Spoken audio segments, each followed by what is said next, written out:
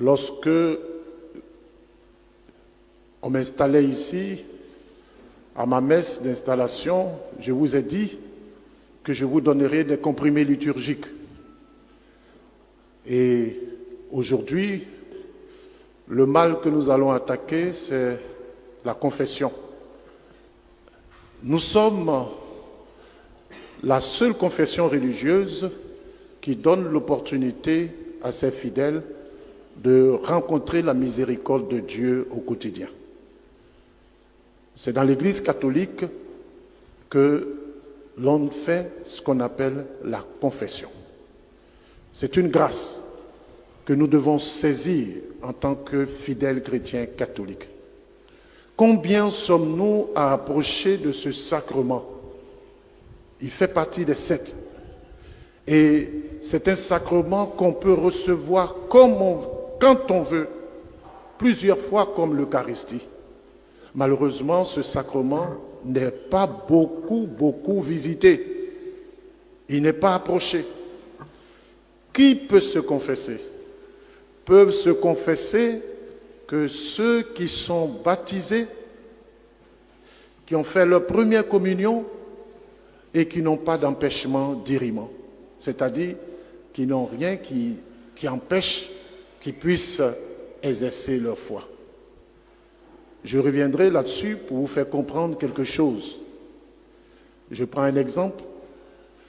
Voici quelqu'un qui vit dans un concubinage notoire. Et chaque samedi, il vient se confesser. Or, il sait pertinemment qu'il va retourner dans cette situation de concubinage. La confession sert à quoi? Il y a un philosophe, un parent, un doyen qui disait: quand tu poses quelque chose qui tombe une fois, tu poses, il tombe, pose, il tombe, il faut le laisser coucher, sinon il risque de se casser. Alors, si vous n'êtes pas prêt, mais vous attendez le moment où vous êtes prêt pour venir, la miséricorde de Dieu est infinie, c'est vrai, mais quand même, vous-même, si quelqu'un vous fait quelque chose, il marche sur votre pied, et puis il se retourne, il vous demande pardon. Et puis il vient, il marche encore, il vous demande pardon. Il revient encore, il marche, il vous demande pardon. Vous direz quoi? Voilà. Vous le considérez comme un païen. Donc, la confession est importante. Alors, dans ce sacrement de la confession, de la réconciliation, ce que nous appelons la confession, il y a 3 étapes importantes. La première étape, c'est la prise de conscience des péchés. Pour que vous puissiez venir vous confesser, il faut que vous sachiez que vous avez péché. Et donc, vous connaissez les commandements et la parole de Dieu vous touche, vous met en face du péché que vous avez commis. Il y a des gens qui pêchent, mais qui s'en foutent. Mais vous avez la parole de Dieu, vous avez les commandements. Première étape. Deuxième temps de la confession, c'est avouer ses péchés. Venir s'humilier devant Dieu pour dire ses péchés. Certains disent: oh, nous on se confesse directement à Dieu. Dans l'Église catholique, la confession se fait en présence du représentant de Dieu qui se trouve là, être le prêtre. Et quand on vient, qu'on se confesse, on ne vient pas pour une écoute. La confession est différente de l'écoute. Et puis la confession, ce n'est pas le lieu d'une justification du péché. Vous avez volé, j'ai volé. Vous avez menti, j'ai menti. Vous avez tué, j'ai tué. Mais vous ne pouvez pas dire: j'ai volé. Mais mon père, il faut que je vous explique. Mon patron, il ne me paye pas bien, il fait les trucs. Donc moi aussi, je trouve une occasion, je prends aussi quelque chose dedans. Ce n'est pas ce qu'on vous demande. Vous avez volé, j'ai volé. Vous avez fait l'adultère, mon père, ma femme ne veut pas qu'on est ensemble, donc je suis obligé. Donc, vous avez fait l'adultère ou vous n'avez pas fait l'adultère? J'ai fait l'adultère, un point, un trait, c'est ça le péché. Maintenant après, si vous voulez une écoute pour vous expliquer, pour qu'on puisse vous mettre en relation avec votre conjoint ou conjointe, là il n'y a pas de problème. Donc, avouer ses péchés, dire ses péchés.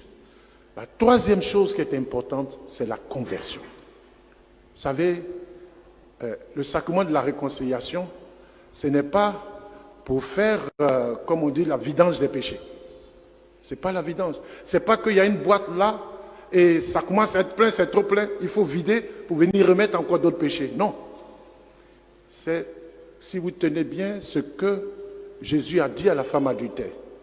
Personne ne t'a condamné, moi non plus je ne te condamne pas, va et désormais ne pêche plus. C'est une invitation à changer de comportement. L'enfant prodigue, lorsqu'il a pris conscience de ses péchés, il dit, je vais vers mon Père et je lui dirai, je ne suis plus digne d'être appelé son fils. Et il veut être le serviteur, il veut se refaire. Donc nous sommes appelés à nous transformer. C'est pour cela que j'ai dit, celui qui vient se confesser, qui sait qu'il ne peut pas changer, ce n'est pas la peine. Vous comprenez? Dernière chose, comment se déroule le sacrement de la réconciliation? Vous venez, vous mettez en face du prêtre, bénissez-moi mon Père car j'ai péché. Lui, il vous fait la prière de bénédiction.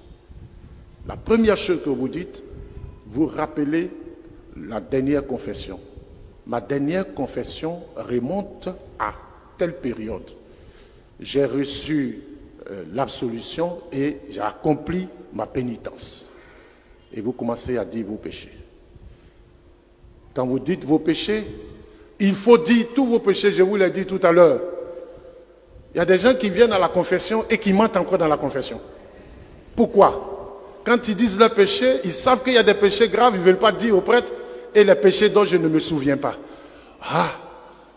Plusieurs fois, j'ai dit, c'est vrai que vous ne vous souvenez pas? Vous n'avez pas... Ah oui, c'est vrai. Ah oui. Vous ne pouvez pas venir à la confession et mentir. Dites vos péchés, libérez-vous et vous allez. Donc, l'important c'est ça, vous libérez. Et puis entrez en contact avec Dieu.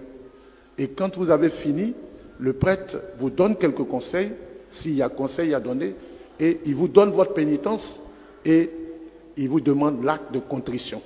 L'acte de contrition, vous pouvez la faire la plus brève possible ou bien la plus longue. Mon Dieu, je regrette de t'avoir fait de la peine, aidez-moi, je ne vais plus recommencer. Simple. Mon Dieu, je regrette de vous avoir fait la peine. Je sais que vous êtes infiniment bon, que le péché vous déplaît. Je prends la ferme résolution avec le secours de votre grâce de ne plus vous enfoncer et de faire pénitence. Il y a la manière brève, la manière longue, il y a la manière même avec beaucoup de choses dedans. Mais la seule chose que vous devez retenir, c'est ce que vous dites là. Je prends la ferme résolution de ne plus vous offenser et de faire pénitence. Frères et sœurs, la vie est courte. L'Église nous donne la possibilité de nous réconcilier avec nos frères et avec Dieu. Prenons le temps de nous réconcilier entre nous. Cette semaine, on a célébré 2 messes de requiem. On ne sait pas quand est-ce que Dieu va nous appeler. Un pardon accordé, une réconciliation faite ici, un amour donné.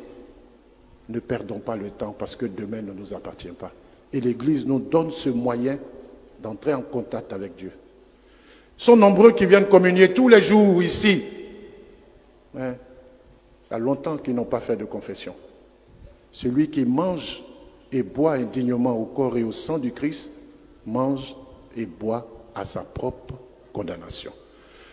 Prenez modérément ce que je viens de vous donner comme comprimé, accompagné de ce comprimé un peu de spiritualité, et vous allez voir que vous allez vous sentir mieux à la suite du Christ. Je vous remercie.